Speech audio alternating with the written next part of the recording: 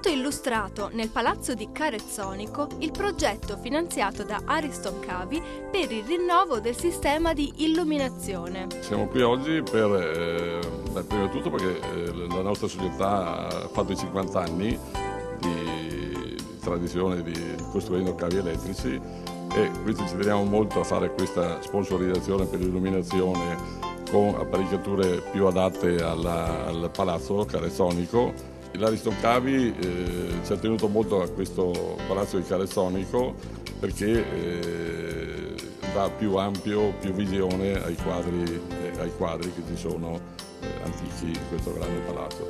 All'appuntamento hanno partecipato Massimo Cacciari, Nereo Destro, Giandomenico Romanelli, Alberto Pasetti ed Eva Balestreri.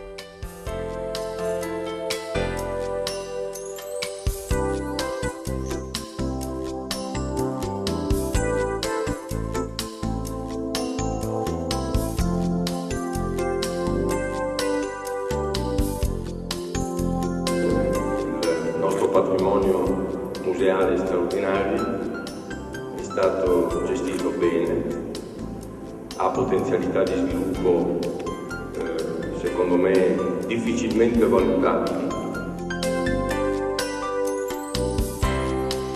Giandomenico Romanelli ha sottolineato il ruolo di primo piano che il nuovo sistema illuminotecnico rivestirà in un contesto museale di straordinaria importanza come quello di Carezzonico. Una buona luce garantisce una buona visibilità e una buona visibilità vuol dire anche una valorizzazione del patrimonio.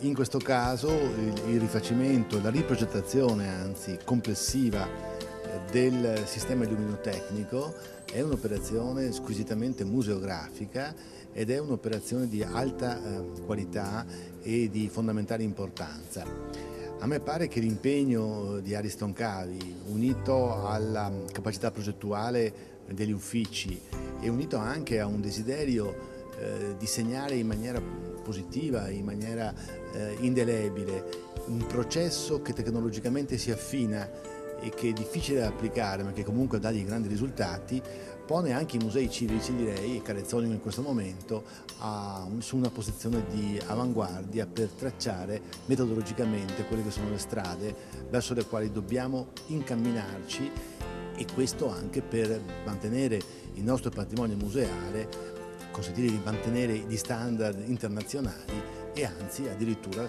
costituire un interlocutore valido per qualsiasi tipo di esperienza analoga in giro per il mondo.